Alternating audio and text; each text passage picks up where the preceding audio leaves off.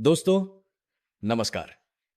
आज के इस वीडियो की शुरुआत में मैं आप सभी से अनुरोध करना चाहता हूं कि आप अपने हाथ के काम को थोड़ी देर के लिए छोड़ दें, टीवी की आवाज़ थोड़ी कम कर दें और एक आरामदायक कुर्सी पर बैठ जाएं। हम एक बहुत ही गंभीर विषय पर बात करने जा रहे हैं, जो शायद आपको थोड़ा असहज या अविश्वसनीय भी लग सकता है। मैं इस वीडियो को देख रहे सभी दोस्तों से एक सवाल पूछना चाहता हूं, खासकर हमारे उन दादा-दादी और नाना-नानी से, जो अब सेवानिवृत्त हो चुके हैं, जिनका जीवन नियमित है, जो हर दिन या तो पार्क में व्यायाम करने जाते हैं या सब्जी मंडी से सब्जी खरीदने, या उन माता-पिता से, जिन्होंने बड़ी मेहनत से अपने बच्चों को पाला, पोसा है और अब अपने पोते, पोतियों के साथ खेलने का आनंद ले रहे हैं। आपके मन में जब मैं एड्स शब्द का उल्लेख करता हूं, तो पहली तस्वीर क्या उभरती है? मुझे विश्वास है कि अधिकांश दोस्तों के दिमाग में जो तस्वीरें आती होंगी, वे हमारे जीवन से बहुत दूर की लगती होंगी। शायद आप नाइट क्लबों में, रंगीन रोशनी में, अपनी निजी जिंदगी में उलझे युवाओं के बारे में सोचते होंगे। शायद आप अंधेरे कोनों में छिपकर एक ही सुई से नशा करने वाले नशेड़ियों के बारे में सोचते होंगे। या आपको लगता होगा कि ये बीमारी तो केवल उन लोगों को होती है जो अक्सर रेड लाइट एरिया जैसी जगहों पे जाते हैं और जिनका चरित्र ठीक नहीं होता। हमारे अंदर अक्सर एक बहुत ही स्वाभाविक मनोवैज्ञानिक रक्षा तंत्र होता है। हम सोचते हैं, अरे डॉक्टर साहब, मजाक मत कीजिए, हम शरीफ लोग हैं। मैं और मेरे पति पत्नी तो दशकों से साथ हैं। हमारी जिंदगी बहुत सीधी सादी है। हर दिन घर, सब्जी मंडी और पार्क, बस यही हमारी दुनिया है। हम न तो नशा करते हैं और न ही हमारे कोई अवैध संबंध है। हमने पूरी जिंदगी ईमानदारी से बिताई है। एड्स जैसी गंदी बीमारी और हमारे बीच तो दो समानांतर रेखाओं की तरह है, जिनका कभी कोई संबंध नहीं हो सकता। ये तो किसी और ही दुनिया की बात है। हम हमेशा सोचते हैं कि हमने आत्मसंयम नामक एक सोने का कवच पहन रखा है और वे भयानक वायरस किसी भी हालत में हमारे घर के दरवाजे तक नहीं पहुंच सकते। लेकिन दोस्तों, अगर मैं आज आपको बहुत दुख और गंभीरता से बताऊं कि यह सुरक्षा की भावना, जिसे हम अभेद्य मानते हैं, कभी कभी एक पतले टिश्यू पेपर की तरह नाजुक होती है, जिसे एक झटके में फाड़ा जा सकता है। अगर मैं आपको बताऊं कि यहीं हमारे भारत में, हमारे जाने पहचाने शहर मुंबई में, एक ऐसा ही परिवार था जो हम में से हर एक की तरह साधारण, नेक और सम्मानित था। उन्होंने कोई गलत काम नहीं किया था, वे भी अपनी इज्जत का बहुत ख्याल रखते थे, लेकिन एक ही रात में पूरा परिवार, पिता, माता और यहाँ तक कि उनका सबसे निर्दोष और आज्ञाकारी इकलौता बेटा, सब के सब एड्स के इस अथाह भंवर में खींचते चले गए। सिर्फ 2023 में पूरी दुनिया में एड्स की तरह लाख नए मामले सामने आए। दोस्तों, ये सिर्फ एक ठंडा सांख्यिकीय आंकड़ा नहीं है। इस तरह लाख के पीछे 13 लाख ऐसे परिवार हैं जो शायद कभी खुशहाल थे और एक पल में बिखर गए। ये 13 लाख माताओं की आधी रात की सिसकियां हैं। ये 13 लाख पिताओं के पछतावे के आंसू हैं। और जो बात हम डॉक्टरों को और भी ज्यादा डराती है, वो ये है कि हमारे स्वास्थ्य मंत्रालय के नवीनतम आंकड़ों के अनुसार, हालांकि युवाओं में संक्रमण की दर नियंत्रण में है, लेकिन कृपया ध्यान से सुनिए, मध्यम आयु और बुजुर्गों में, यानी हमारे बड़ों की पीढ़ी में, एड्स से संक्रमित होने वालों की संख्या चुपचाप अनजाने में बढ़ रही है। हमारे बुजुर्ग इस महामारी की रोकथाम में सबसे ज्यादा नजरअंदाज की जाने वाली कड़ी बन गए हैं। ऐसा क्यों हो रहा है? क्यों जो लोग बहुत सीधे साधे हैं वे भी इसकी चपेट में आ रहे हैं? क्यों सड़क किनारे दाढ़ी बनवाने या आईब्रो ठीक करवाने, या यहां तक कि सिर्फ अपने बेटे की जान बचाने की कोशिश में भी जानलेवा खतरा छिपा हो सकता है? आज मैं स्वास्थ्य के लिए खतरे की घंटी बजाने वाला बनूंगा। मैं मुंबई के एक 3 सदस्यीय परिवार के एक वास्तविक और दिल दहला देने वाले मामले के माध्यम से आप सभी के लिए उस विशाल संकट का पूरी तरह से पर्दाफाश करूंगा जो हमारे आसपास छिपा है, यहां तक कि हमारी रोजमर्रा की आदतों में भी मौजूद है। इस वीडियो में मैं सिर्फ एक कहानी नहीं सुनाऊंगा, बल्कि मैं वायरस की मनोवैज्ञानिक चालों और उसके फैलने के षड्यंत्रों का भी गहराई से विश्लेषण करूंगा। हर मिनट आपके और आपके पूरे परिवार के जीवन को बचाने वाले ज्ञान से भरा है। कृपया धैर्यपूर्वक पूरा देखें, क्योंकि ये सिर्फ आपके व्यक्तिगत स्वास्थ्य से नहीं, बल्कि आपके पूरे परिवार की खुशी और भविष्य से जुड़ा है। एक पल की लापरवाही या शर्मिंदगी के कारण पछतावे के आंसुओं को अपने बाकी जीवन पर हावी ना होने दें। आइए हम एक दूसरे के स्वास्थ्य के लिए एक दूसरे का समर्थन करें। इस संकट की वास्तविकता को गहराई से समझने के लिए मैं आपको कुछ समय के लिए मुंबई ले जाना चाहता हूं, उस घर में जो कभी उम्मीदों से भरा था और अंत में एक गहरी खाई में गिर गया। यह परिवार वास्तव में हमारे भारतीय समाज के अनगिनत साधारण परिवारों का एक प्रतिबिंब था।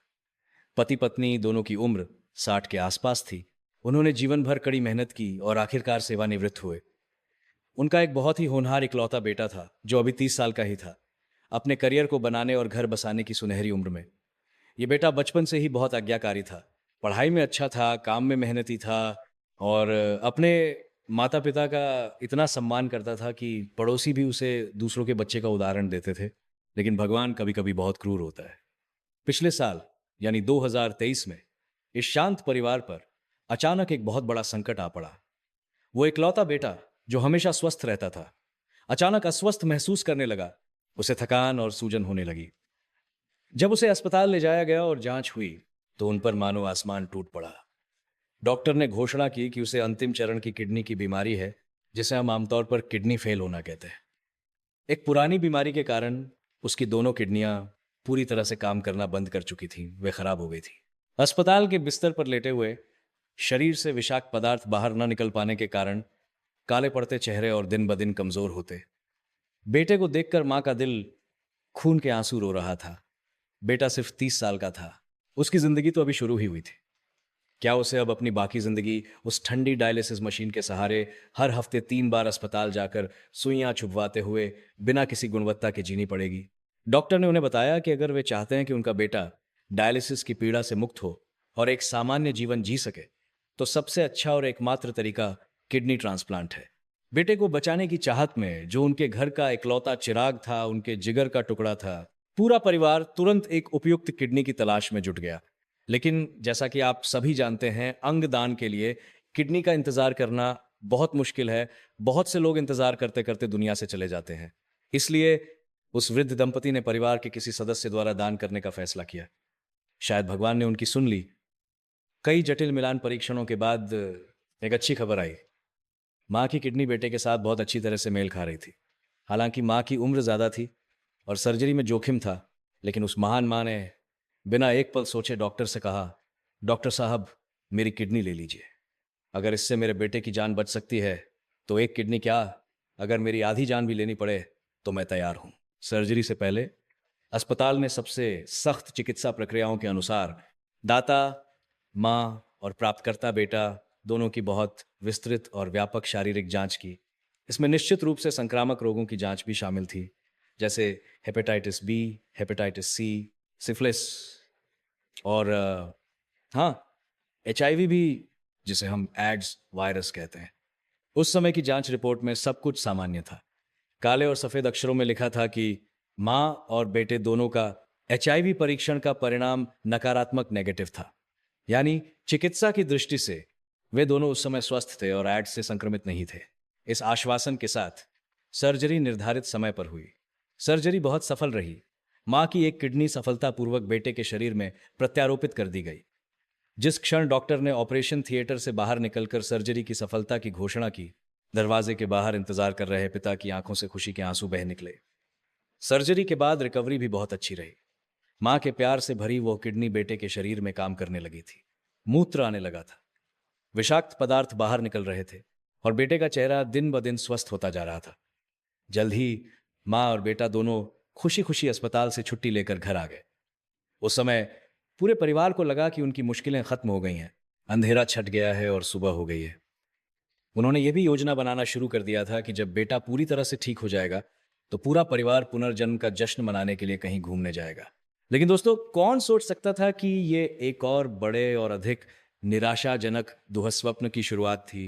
घर लौटने के कुछ ही समय बाद बेटे की स्वास्थ्य स्थिति, जो ठीक होनी चाहिए थी, अचानक बिगड़ने लगी। एक आधी रात उसे अचानक तेज बुखार चढ़ने लगा। उसका तापमान रॉकेट की तरह 39-40 डिग्री तक पहुंच गया। बुखार की दवा खाने पर भी बुखार नहीं उतर रहा था और उसका पूरा शरीर आग की भट्टी की तरह तप रहा था। इसके तुरंत बाद गंभीर दुष्प्रभाव शुरू हो गए। उसे जोरों की उल्टियां होने लगीं। वो जो कुछ भी खाता उसे उल्टी कर देता, यहां तक कि पित्त भी बाहर आ गया। वो इतना कमजोर हो गया था कि बिस्तर से उठकर बाथरूम जाने की भी हिम्मत नहीं थी, बस बिस्तर पर पड़ा हाँफ रहा था। परिवार वाले डर गए। माँ तो चिंता के मारे पागल हो रही थी। सोच रही थी कि कहीं किडनी ने काम करना बंद तो नहीं कर दिया, कहीं सर्जरी में कोई गड़बड़ तो नहीं हो गई। उन्होंने तुरंत एम्बुलेंस बुलाई और बेटे को वापस अस्पताल ले गए। डॉक्टर को भी स्थिति असामान्य लगी। अगर यह अंग अस्वीकृति रिजेक्शन की प्रतिक्रिया होती तो आमतौर पर इसके साथ इतना तेज और लगातार बुखार और पूरे शरीर में संक्रमण के लक्षण नहीं होते। कारण का पता लगाने के लिए डॉक्टर ने बेटे के लिए और भी उन्नत रक्त परीक्षण और वायरस स्क्रीनिंग की एक पूरी श्रृंखला की। परिणामों की प्रतीक्षा के कुछ घंटे उस माता पिता के लिए एक सदी से भी ज्यादा लंबे थे। अंत में डॉक्टर एक जांच रिपोर्ट लेकर आए, लेकिन उनके चेहरे का भाव पहले से कहीं ज्यादा गंभीर और उदास था। डॉक्टर ने माता पिता को कमरे में बुलाया, दरवाजा बंद किया और भारी मन से कहा, हमें आपको एक बहुत बुरी खबर देनी है। मरीज का तेज बुखार और बिगड़ती हालत अंग अस्वीकृति के कारण नहीं है, बल्कि इसलिए है क्योंकि उसे एचआईवी यानी एड्स का निदान हुआ है। यह वाक्य उस छोटे से कमरे में एक परमाणु बम की तरह फटा। हवा मानो एक पल के लिए जम गई। मां तो वहीं सुन्न हो गई। उसने अपनी आंखें फाड़ दी। उसे समझ ही नहीं आ रहा था कि डॉक्टर क्या कह रहे हैं। उसने डॉक्टर का हाथ पकड़कर कांपती हुई आवाज में कहा, डॉक्टर साहब, कहीं कोई गलती तो नहीं हुई? क्या आपने गलत जांच तो नहीं कर दी?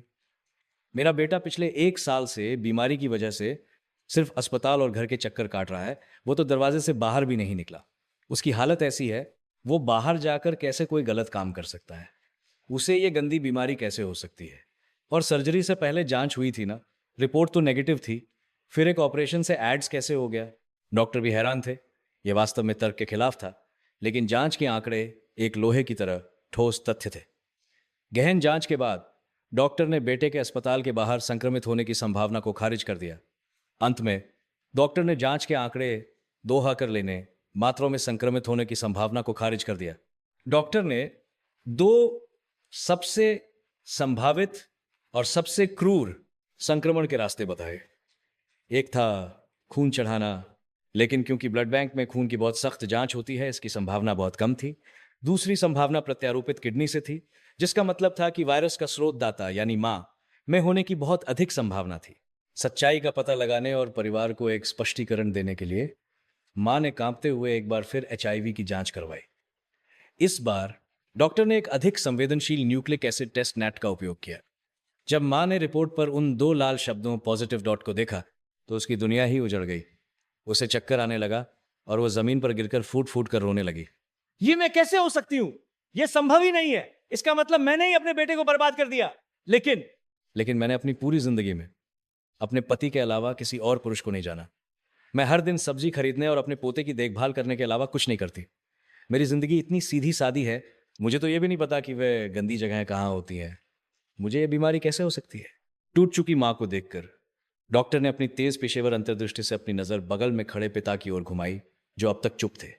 उनका चेहरा पीला पड़ गया था और उनकी आंखों में घबराहट थी। डॉक्टर ने सख्ती से कहा, श्रीमान, संक्रमण की जड़ का पता लगाने के लिए इस परिवार के लिए आपको भी एक जांच करानी होगी। परिणाम अप्रत्याशित नहीं था। पिता का जांच परिणाम भी पॉजिटिव आया और वायरस की मात्रा, एंटीबॉडी की सांद्रता और शरीर की प्रतिरक्षा स्थिति का विश्लेषण करने के बाद डॉक्टर का निष्कर्ष था कि पिता का संक्रमण मां और बेटे की तुलना में बहुत पहले हुआ था। यानी इस वायरस के फैलने की श्रृंखला क्रूरता और स्पष्टता के साथ सबके सामने थी। पिता सबसे पहले बाहर कहीं संक्रमित हुए, फिर उन्होंने वैवाहिक जीवन के माध्यम से अनजाने में अपनी पत्नी को संक्रमित कर दिया। अंत में मां ने उस प्यार भरे किडनी ट्रांसप्लांट ऑपरेशन के माध्यम से वायरस को किडनी के साथ अपने बेटे को भी दे दिया।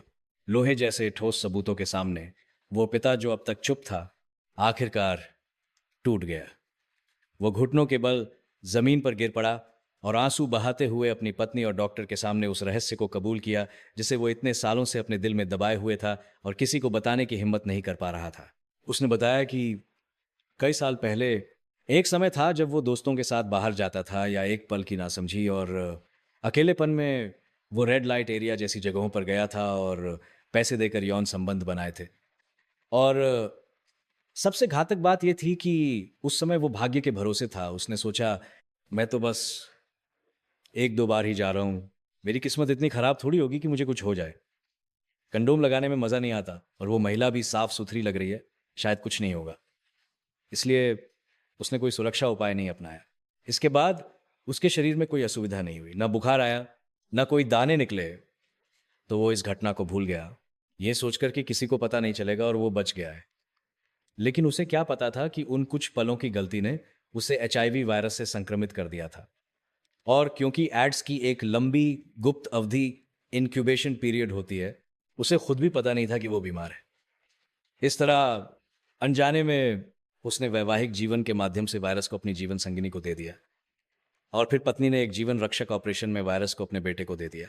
डॉक्टर ने समझाया कि सर्जरी से पहले मां की जांच में ये क्यों नहीं पकड़ा गया, क्योंकि एड्स संक्रमण का एक बहुत ही भयानक चरण होता है जिसे हम विंडो पीरियड कहते हैं।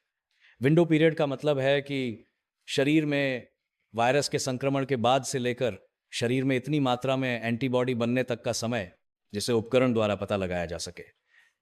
मां शायद कुछ ही समय पहले संक्रमित हुई थी, या उसके शरीर में वायरस की मात्रा अभी भी उतार चढ़ाव की स्थिति में थी। उस समय की नियमित एंटीबॉडी जांच वायरस के निशान को समय पर पकड़ नहीं पाई, जिससे एक झूठा नकारात्मक परिणाम आया।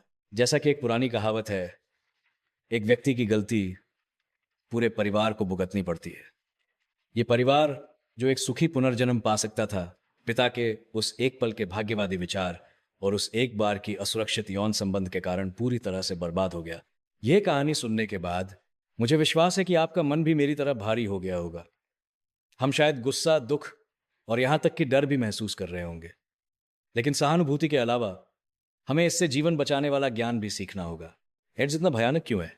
सिर्फ इसलिए नहीं कि इसका अभी तक कोई पूर्ण इलाज नहीं है और एक बार संक्रमित होने पर जीवन भर दवा लेनी पड़ती है, बल्कि इसलिए भी कि इसमें छिपने और धोखा देने की अत्यधिक क्षमता है। यह एक अदृश्य चौगा पहने हुए एक सुपर हत्यारे की तरह है जो चुपचाप आपके शरीर में छिपा रहता है। यह सर्दी जुकाम की तरह नहीं है जो आपको तुरंत खांसी और नाक बहने पर मजबूर कर दे, और न ही ये पेट की खराबी की तरह है जो आपको तुरंत दस्त लगा दे। ये कई सालों, यहां तक कि एक दशक से भी ज्यादा समय तक बिना किसी स्पष्ट लक्षण के रह सकता है, जिससे आपको ये गलतफहमी हो जाती है कि आप बहुत स्वस्थ हैं। लेकिन इस प्रक्रिया के दौरान ये लगातार अपनी संख्या बढ़ा रहा है, लगातार आपकी प्रतिरक्षा प्रणाली को नष्ट कर रहा है, और सबसे भयानक बात यह है कि यह हर समय दूसरों को संक्रमित कर सकता है।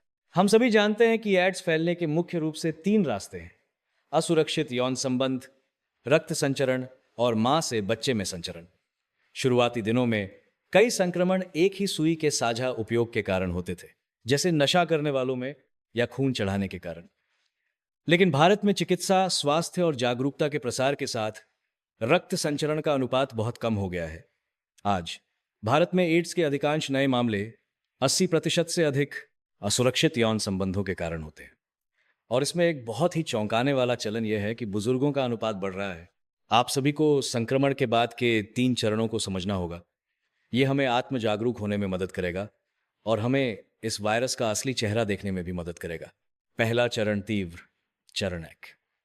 यह आमतौर पर संक्रमण के 2 से 4 सप्ताह बाद होता है। यह एक बहुत ही महत्वपूर्ण अवधि है। वायरस शरीर में प्रवेश करते ही तेजी से अपनी संख्या बढ़ाना शुरू कर देता है। इस समय मरीज को फ्लू जैसे लक्षण दिखाई देंगे: बुखार, गले में खराश, अत्यधिक थकान, मांसपेशियों में दर्द, लिम्फ नोड्स में सूजन। दोस्तों, कृपया ध्यान दें, ये लक्षण सर्दी, जुकाम और फ्लू से बहुत मिलते जुलते हैं। बहुत से लोग सर्दी की दवा खाकर, थोड़ा पानी पीकर, कुछ दिनों में बुखार उतरने पर सोचते हैं कि सब ठीक हो गया, बस थोड़ी ठंड लग गई थी। वास्तव में इस समय शरीर में वायरस की मात्रा बहुत अधिक होती है और संक्रामकता सबसे ज्यादा होती है। यदि आपने कोई उच्च जोखिम वाला व्यवहार किया है, जैसे असुरक्षित यौन संबंध या सुइयों का साझा उपयोग, और फिर 2-3 सप्ताह बाद अचानक बिना किसी कारण के तेज बुखार आता है, तो आपको तुरंत जांच करानी चाहिए। इसे कभी भी सामान्य सर्दी न समझें। दूसरा चरण, लक्षणहीन चरण, एसिम्प्टोमेटिक स्टेज है, यानी गुप्त अवधि। यदि तीव्र चरण में इसका पता नहीं चलता या इसे गंभीरता से नहीं लिया जाता, तो वायरस गुप्त मोड में चला जाता है। यह चरण 6, 8 या यहां तक कि 10 साल तक भी चल सकता है। इस चरण में मरीज एक सामान्य व्यक्ति की तरह ही दिखता है। वो खा पी सकता है, सो सकता है, व्यायाम कर सकता है, उसका चेहरा स्वस्थ दिखता है और बिल्कुल भी बीमार नहीं लगता। ठीक मुंबई के उस पिता की तरह उसे लगता था कि वो बहुत स्वस्थ है, इसीलिए वो बिना किसी हिचकिचाहट के अपनी पत्नी के साथ रहता था। लेकिन वास्तव में वायरस धीरे धीरे, थोड़ा थोड़ा करके उसकी प्रतिरक्षा प्रणाली को खा रहा था, और इस समय भी उसमें दूसरों को संक्रमित करने की प्रबल क्षमता थी। यही कारण है कि कई जोड़ों में एक साथी के कई वर्षों तक संक्रमित रहने के बाद भी जब तक दूसरा साथी बीमार नहीं पड़ जाता तब तक इसका पता नहीं चलता। यह सबसे भयानक अदृश्य संचरण है।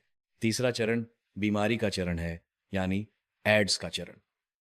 जब प्रतिरक्षा प्रणाली पूरी तरह से नष्ट हो जाती है तो मरीज को लगातार बुखार, रात में पसीना आना, यानी रात में सोते समय इतना ठंडा पसीना आना कि तकिया भीग जाए, लगातार दस्त जो 1 महीने तक ठीक नहीं होते, और बिना किसी कारण के वजन में भारी गिरावट, बिना डाइटिंग के हड्डियों का ढांचा रह जाना जैसे लक्षण दिखाई देने लगते हैं। अंत में विभिन्न संक्रमणों के कारण, जैसे कि न्यूमोसिस्टिस निमोनिया, जिनसे सामान्यतः कोई बीमार नहीं पड़ता, जीवन को खतरा हो जाता है। इसके बाद मैं विशेष रूप से हमारे मध्यम आयु और बुजुर्ग दोस्तों, यानी हमारे वरिष्ठ नागरिकों को सचेत करना चाहता हूं। स्वास्थ्य मंत्रालय के आंकड़े हमें बताते हैं कि हमें सतर्क रहना होगा। भारत में एड्स संक्रमितों की आयु बढ़ रही है। क्यों? ये बीमारी जिसे हम युवाओं की बीमारी समझते थे, अब बुजुर्गों में आसानी से हो रही है। गलत धारणा और कम जागरूकता। कई बुजुर्ग सोचते हैं मैं अब इस उम्र में हूं, बच्चे पैदा करने की क्षमता भी नहीं रही, तो कंडोम क्यों पहनना? या वे सोचते हैं कि कंडोम पहनना युवाओं का काम है, ये गर्भनिरोधक के लिए है, या कंडोम पहनने में असहजता होती है, ये साथी पर अविश्वास जताना है। ये एक बहुत बड़ी गलतफहमी है। दोस्तों, कंडोम सिर्फ गर्भनिरोधक नहीं है, ये एक वायरस रोधी मास्क भी है। वायरस को आपकी उम्र से कोई मतलब नहीं है, उसे आपकी प्रजनन क्षमता से कोई मतलब नहीं है। जब तक शारीरिक तरल पदार्थों का संपर्क होता है, वो अंदर घुस जाएगा। विधवापन और अकेलेपन का एहसास। समाज में कई बुजुर्ग विधवा हैं या अकेले रहते हैं। वे अंदर से बहुत अकेला महसूस करते हैं। बच्चे साथ नहीं रहते, उन्हें भी साथ की जरूरत होती है, उनकी भी शारीरिक जरूरतें होती हैं। ये सब बहुत सामान्य मानवीय भावनाएं हैं। कुछ लोग इस अकेलेपन को दूर करने के लिए अस्थायी यौन साथी ढूंढ सकते हैं या कुछ जटिल जगहों जैसे रेड लाइट एरिया में जा सकते हैं। ऐसे अस्थिर संबंधों में यदि वे सुरक्षा उपायों के लिए कहने में शर्म महसूस करते हैं, या दूसरा पक्ष अपनी बीमारी को छुपाता है, या यहां तक कि दूसरे पक्ष को खुद भी नहीं पता होता कि वो संक्रमित है, तो जोखिम बहुत अधिक हो जाता है। अविश्वसनीय नीम, हकीमों और भूमिगत ब्यूटी पार्लरों पर भरोसा, इस पर हम बाद में विस्तार से बात करेंगे। कई बुजुर्ग पैसे बचाने या सुविधा के लिए बिना लाइसेंस वाली छोटी दुकानों पर आईब्रो टैटू करवाने या नीम हकीमों से इंजेक्शन लगवाने चले जाते हैं। यदि उपकरणों को ठीक से कीटाणु रहित नहीं किया जाता है तो यह भी वायरस का एक प्रजनन स्थल है। ठीक है दोस्तों, यौन संचरण के उन भारी विषयों पर बात करने के बाद कई दोस्त शायद राहत की सांस ले रहे होंगे और सोच रहे होंगे, डॉक्टर साहब, तो अगर मैं आत्मसंयमी रहूं, मैं उन जगहों पर न जाऊं और मेरे अपने जीवन साथी के साथ अच्छे संबंध हैं, तो क्या मैं पूरी तरह से सुरक्षित हूं? क्या मैं चिंता मुक्त हो सकता हूं? दोस्तों, मुझे बहुत ईमानदारी और सावधानी से आपको बताना होगा कि हालांकि यौन व्यवहार की तुलना में रोजमर्रा के जीवन में संक्रमण की संभावना वास्तव में कम है, लेकिन इसका मतलब यह बिल्कुल नहीं है कि जोखिम शून्य है। हमारे जीवन के आसपास अभी भी कुछ अदृश्य जाल मौजूद हैं, अभी भी कुछ खामियां हैं जो हमें निर्दोष रूप से चपेट में ले सकती हैं। इसे रक्त संचरण की खामियां कहा जाता है। अपनी और अपने परिवार की सुरक्षा के लिए जब भी आप बाहर जाएं या अपनी व्यक्तिगत स्वच्छता का ध्यान रखें, तो कृपया इन 3 चीजों को न छूने के सिद्धांत का सख्ती से पालन करें। ये 3 बिंदु बहुत छोटी छोटी बातें लग सकती हैं, लेकिन महत्वपूर्ण क्षणों में वे वास्तव में जान बचा सकती हैं।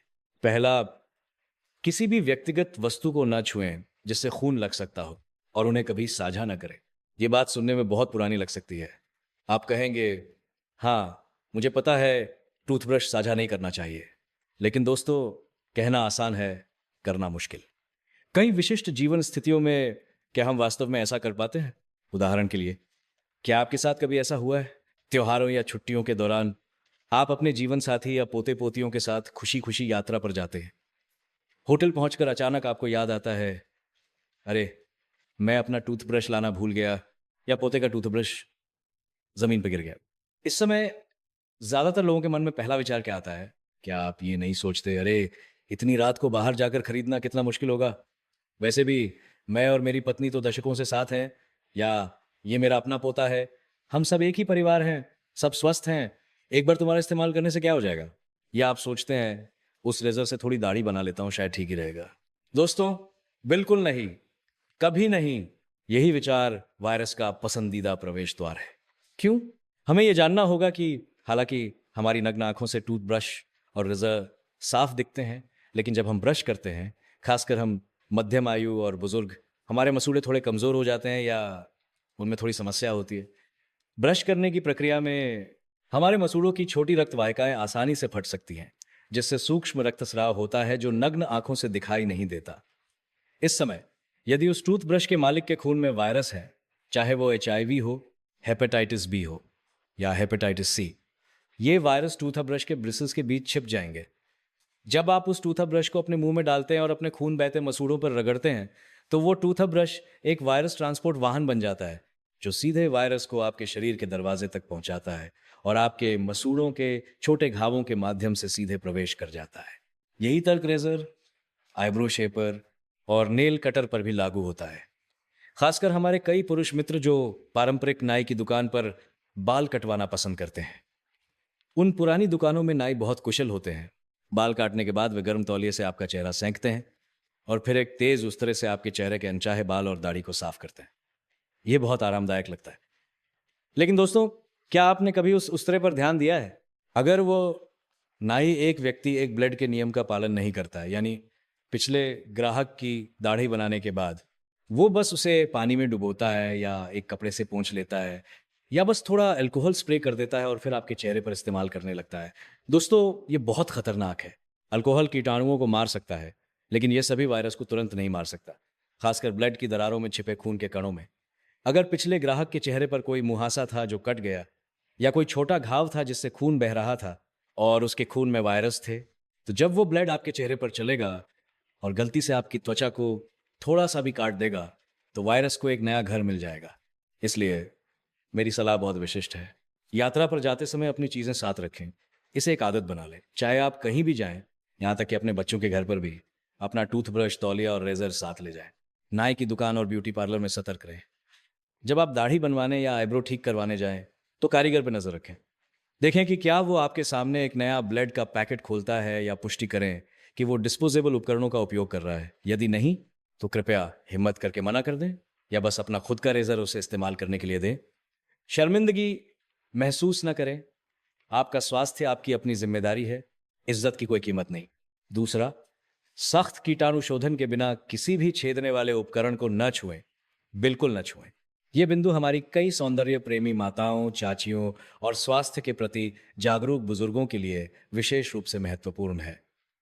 आजकल आईब्रो टैटू, लिप कलरिंग और आईलाइनर टैटू बहुत लोकप्रिय हैं, जो हमें बिना मेकअप के भी तरोताजा दिखाते हैं। कई बुजुर्ग शरीर में दर्द होने पर पारंपरिक चिकित्सा क्लिनिक या स्थानीय कारीगरों के पास एक्यूपंक्चर, कपिंग या रक्त मोक्षण के लिए जाना पसंद करते हैं। इन सभी प्रक्रियाओं में एक बात समान है, वे आक्रामक उपचार हैं। वे सभी हमारी त्वचा को छेदते हैं और सीधे हमारे रक्त और शारीरिक तरल पदार्थों के संपर्क में आते हैं। यदि आप एक प्रतिष्ठित बड़े अस्पताल या लाइसेंस प्राप्त कॉस्मेटिक क्लिनिक में जाते हैं, तो आमतौर पर कोई समस्या नहीं होती, क्योंकि स्वास्थ्य विभाग उन पर कड़ी नजर रखता है। वे उपकरणों को कीटाणु रहित करने के लिए ऑटोक्लेव का उपयोग करते हैं और सुइयां भी डिस्पोजेबल होती हैं। लेकिन आजकल सड़कों और गलियों में, विशेष रूप से सब्जी मंडियों के छोटे कमरों या इमारतों के निजी घरों में, कई तथाकथित व्यक्तिगत स्टूडियो या बिना डॉक्टर की डिग्री वाले नीम हकीम छिपे हुए हैं।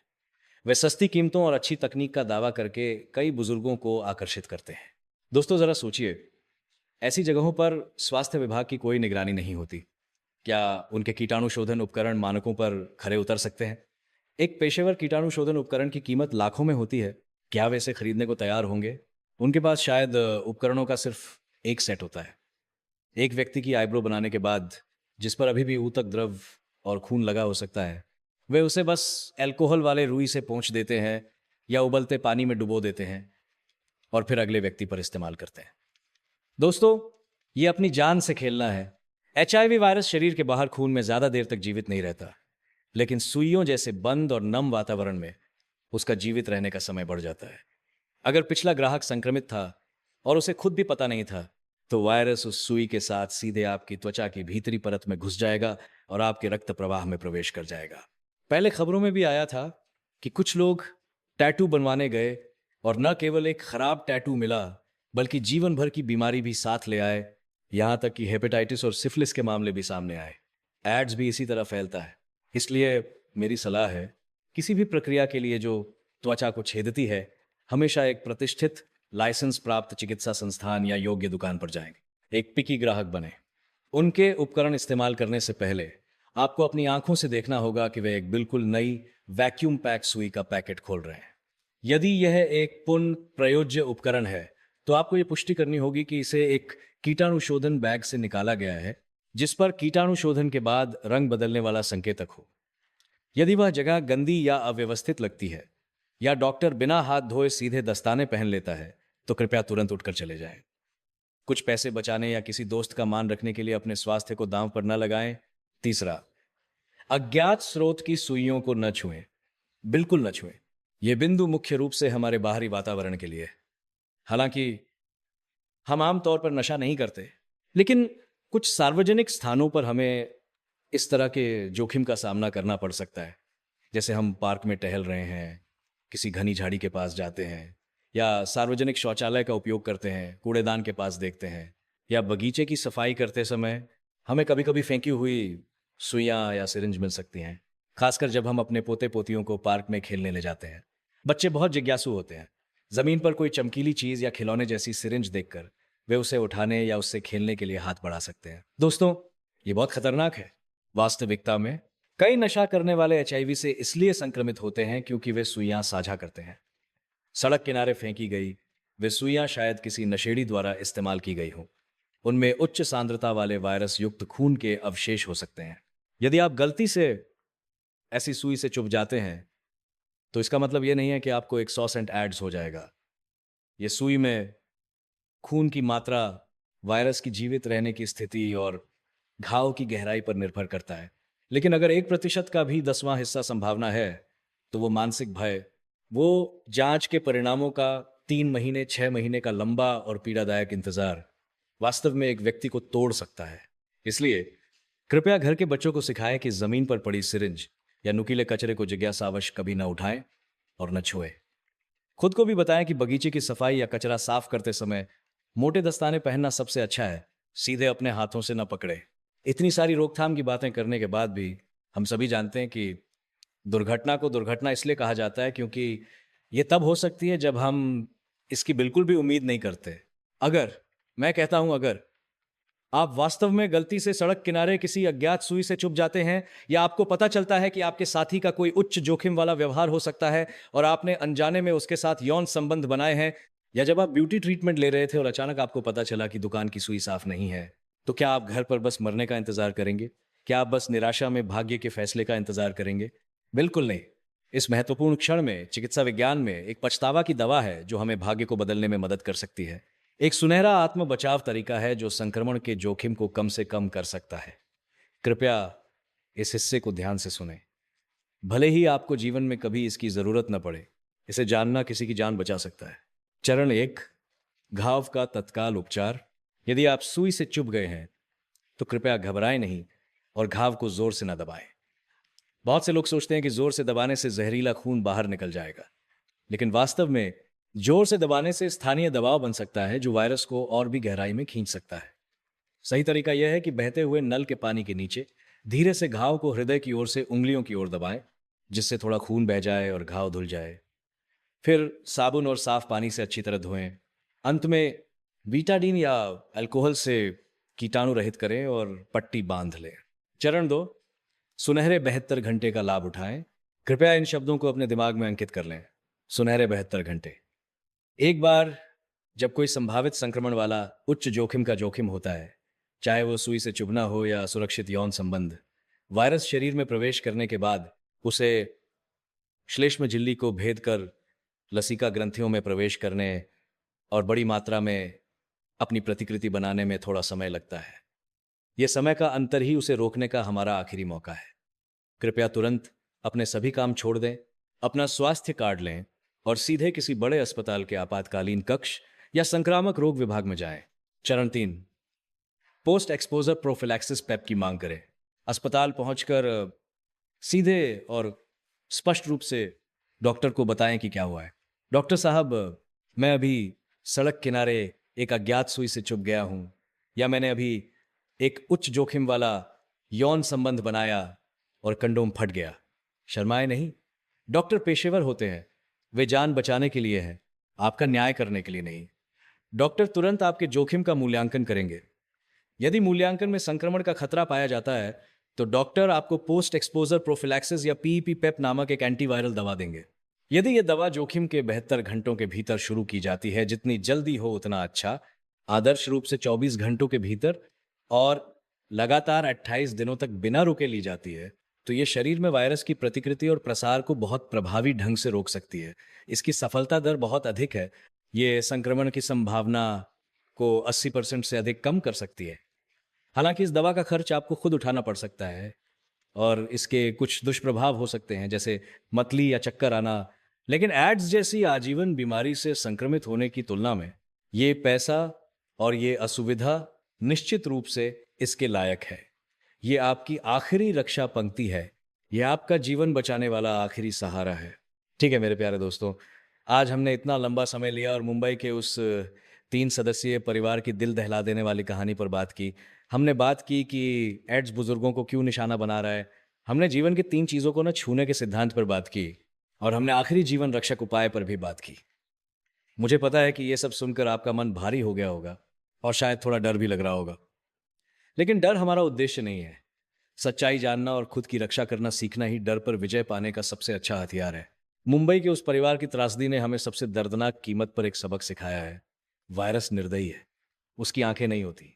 वो ये नहीं देखता कि आप अच्छे हैं, आप आज्ञाकारी हैं, आप एक अच्छे इंसान हैं, तो वो आपको छोड़ देगा। वो केवल सुरक्षा की हर खामी की तलाश करता है, चाहे वो यौन व्यवहार में लापरवाही हो या जीवन शैली की आदतों में। बस एक छोटी सी दरार मिलते ही वह घुस जाएगा और हमारे द्वारा मेहनत से बनाए गए सुखी घर को नष्ट कर देगा। हमारे मध्यम आयु और बुजुर्ग दोस्तों के लिए एड्स की रोकथाम वास्तव में मुश्किल नहीं है।